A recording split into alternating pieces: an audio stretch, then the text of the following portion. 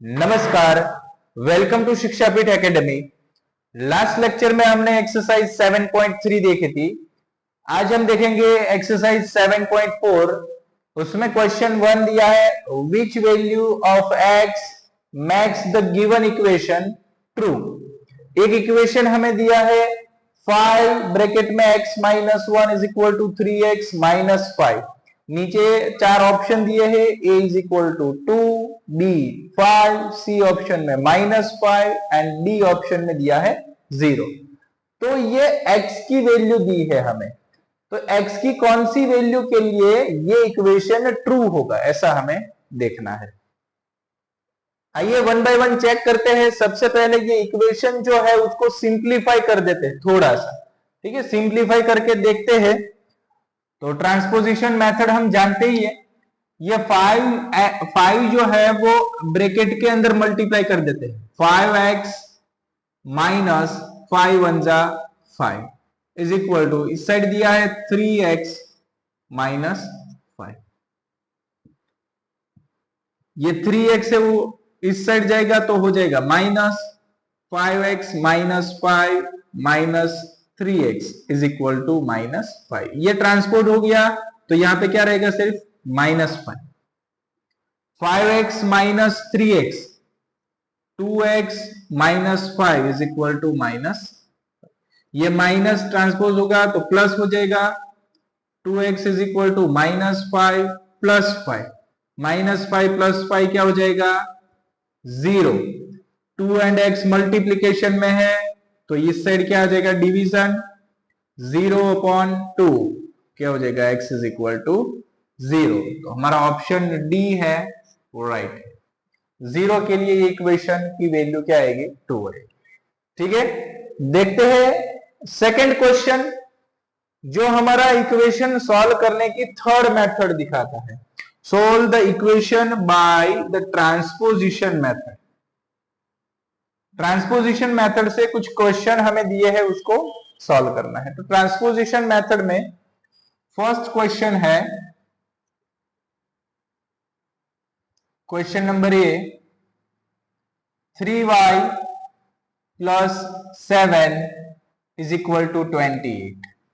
ठीक है, transposition method का यूज करके y की वैल्यू हमें फाइंड करनी है। तो ट्रांसपोजिशन मेथड में क्या आता है, फिर से एक बार आपको याद दिला देता हूं।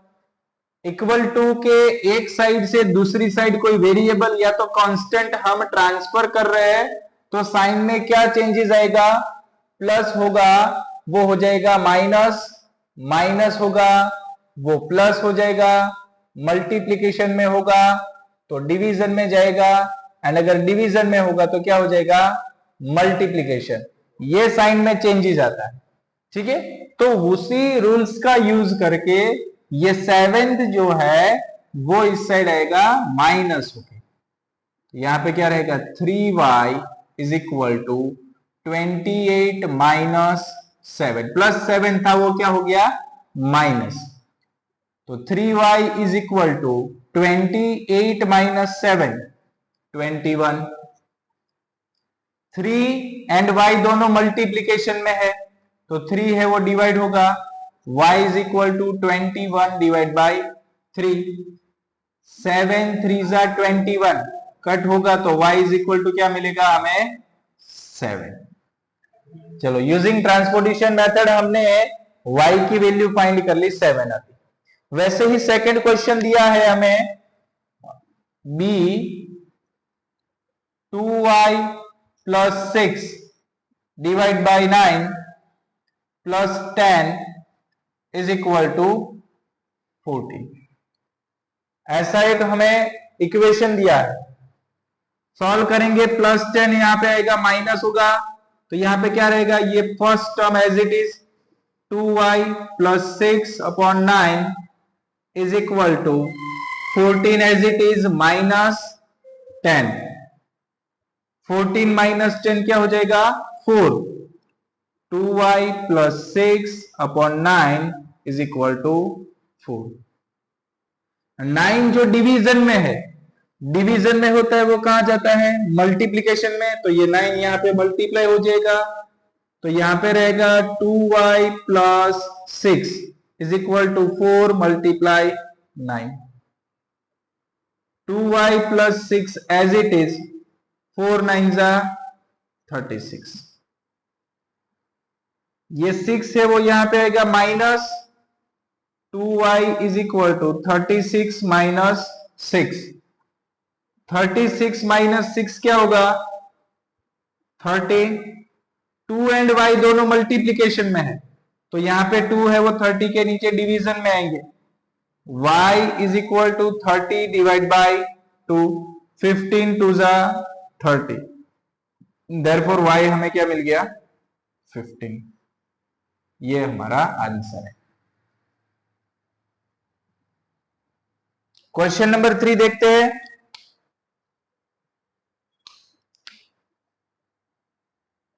क्वेश्चन 3 में दिया है 17x divide by 3 plus 3 is equal to 54. तो यहां पे भी सेम टू सेम इसमें जो प्रोसेस हमने की है स्टेप बाय स्टेप वही प्रोसेस इधर आएगी. ये 3 को ट्रांसपोर्ट कर दे है 54 की ओर, तो ये यहां पे क्या रहेगा एलएचएस में 17x divide by 3 which is equal to 54 minus 3. 17x divide by 3 as it is 54 minus 3 51 आता है. जो डिवीजन में होगा वो जाएगा मल्टीप्लीकेशन में, तो 3 है यहाँ पे मल्टीप्लाई हो जाएगा. 17x is equal to 51 multiply 3. अब 17 एंड x मल्टीप्लीकेशन में है तो 17 आएगा इधर डिवीजन में, देयरफॉर इस साइड रहेगा x is equal to 51 multiply 3 divide by 17. ये 17 जो है वो 51 से कट होगा. 17 3 जा, that is x is equal to 3 multiply 3. x is equal to 3 3 जा 9. तो ये ट्रांसपोजिशन मेथड से इजीली हम इक्वेशन को सॉल्व कर पाते हैं. क्वेश्चन नंबर 4 देखते हैं.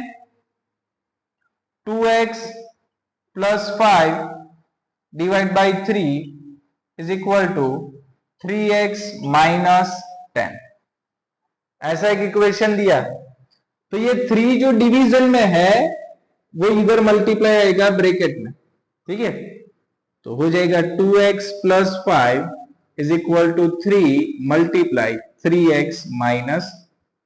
ये ब्रैकेट क्यों किया हमने? क्योंकि ये 3 है वो सिर्फ 3x के साथ मल्टीप्लाई होगा नहीं, 10 के साथ भी होगा, इसलिए हमने ब्रैकेट में लिख दिया 3x माइनस 10 मल्टीप्लाई हो गया 3. ब्रैकेट ओपन करेंगे पहले. 2x plus 5 is equal to 3 3 जा 9x माइनस 3 10 जा 30. चलो वेरिएबल दोनों साइड है, तो किसी एक साइड हमें लेना है, तो ये 2x से वो इधर आएगा तो माइनस होगा. यहां पे रहेगा 5 is equal to 9x minus 30 as it is minus 2x. ये दोनों लाइक टर्म है, सब्ट्रैक्शन होगा. 9x माइनस 2x हो जाएगा 7x माइनस 30. x फाइंड करना है तो माइनस 30 यहां पे जाएगा प्लस होके 5 plus 30 which is equal to 7x. 5 plus 30 35 is equal to 7x. 7 and x दोनों मल्टीप्लीकेशन में है तो 7 जाएगा डिवीजन में, तो 35 divide by 7 is equal to x. 7 5 जा 35, that means x is equal to कितना मिल गया 5. ये होगा आंसर. ठीक है, next question. Question number E. Question E हमें दिया है 2z upon 3 2z upon 3 is equal to 3z upon 8 plus 7 upon 12. 7 upon 12. तो यहाँ पे वेरिएबल वाले दो टर्म है हमारे पास, ठीक है। या तो दो तरीके से इसको सॉल्व कर सकते हैं। पहला कि ये z वाली टर्म को इस साइड ले लेते हैं पूरा, फिर एलसीएम लेके सिंपल इक्वेशन बना सकते हैं।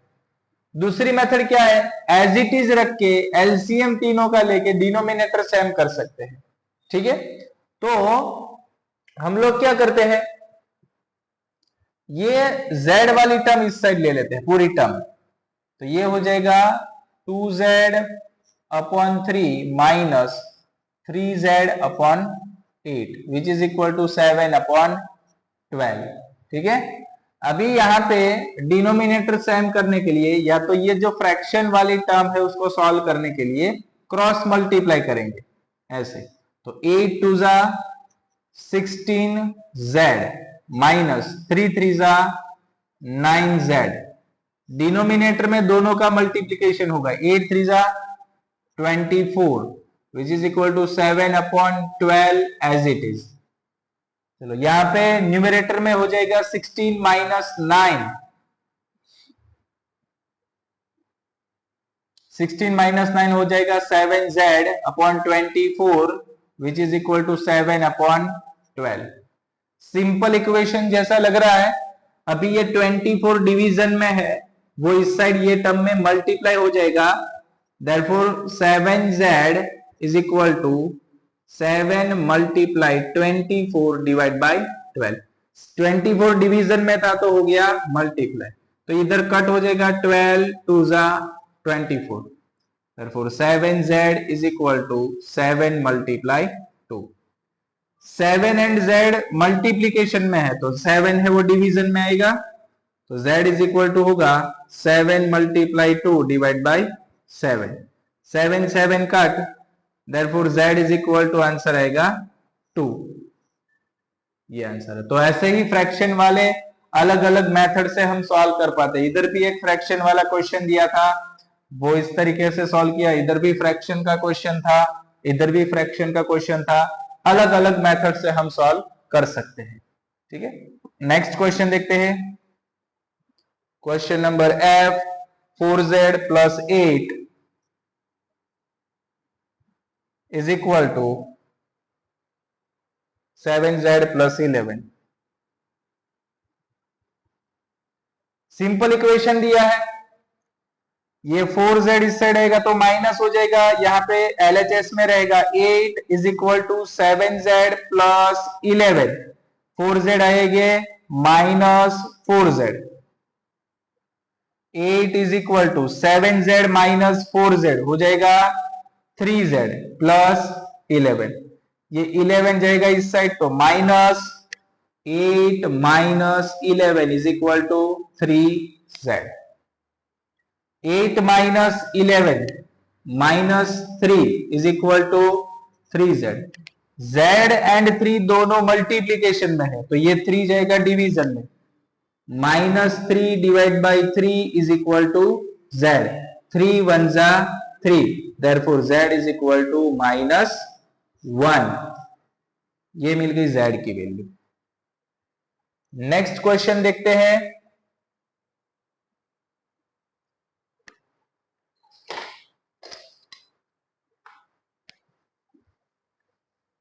ये साइन की अभी हमें कोई जरूरत है नहीं। क्वेश्चन जी, क्वेश्चन जी में दिया है 3a plus 2 upon 11, 3a plus 2 upon 11 is equal to a plus 5 upon 8, a plus 5 upon 8, ठीक है। यहां पे देखो इसके जैसी आगे जो एक क्वेश्चन किया था उसके जैसा कुछ है नहीं, दोनों साइड पूरी टर्म के नीचे 11, यहाँ पे पूरी टर्म के नीचे 8 है, जो डिवीजन में होगा वो कहां जाएगा, मल्टीप्लीकेशन में, इधर भी जो 11 डिवीजन में है वो कहां जाएगा, मल्टीप्लीकेशन में जाएगा, तो क्रॉस मल्टीप्लाई कर देते हैं, इधर 8 मल्टीप्लाई होगा, 8 bracket 3a plus 2 is equal to 11 bracket a plus 5, bracket open कर देते हैं, 8 3 जा 24a प्लस 8 2 जा 16 is equal to 11a plus 11 5 जा 55। ए वाली टर्म एक साइड ले लेते हैं तो 11 इस साइड आएगी minus 24a plus 16 minus 11a is equal to 55। 24a minus 11a कितना होगा 13a plus 16 as it is equal to 55। ये 16 को इस साइड भेज देते हैं, माइनस होगा 13a is equal to 55 minus 16। तो ये होगा 13a is equal to 55 minus 16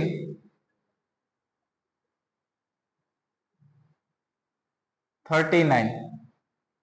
13 है वो डिवीजन में जाएगा बिकॉज 13 एंड ये दोनों कैसे है मल्टीप्लीकेशन में, तो a इज इक्वल टू 39 अपॉन 13।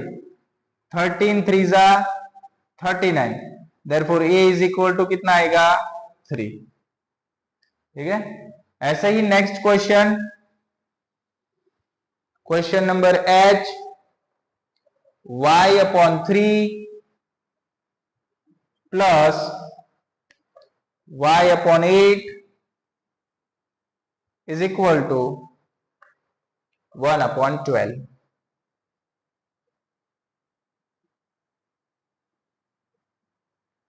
तो क्या कर सकते हैं, इधर इसके जैसी सिचुएशन है, यहां पे जैसे ये टर्म हमने बनाई थी वैसे ही इधर है, डिनोमिनेटर 3 एंड 8 दोनों है।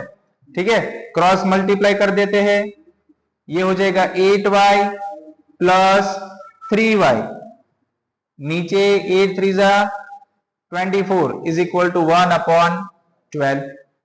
8 plus 3 11y upon 24 is equal to 1 upon 12।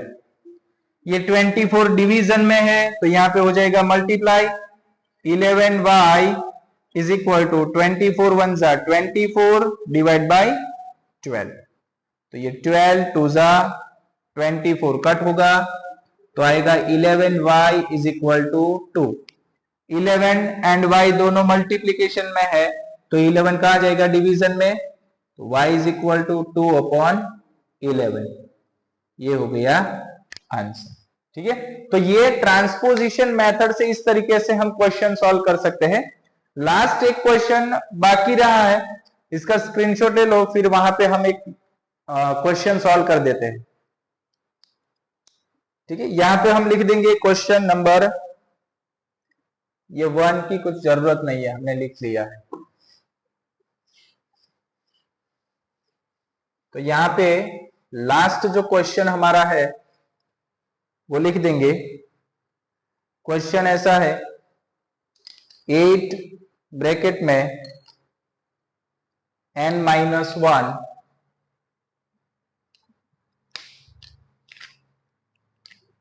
8 n minus 1 is equal to 10 minus 2n। ऐसा एक सिंपल इक्वेशन हमें दिया है।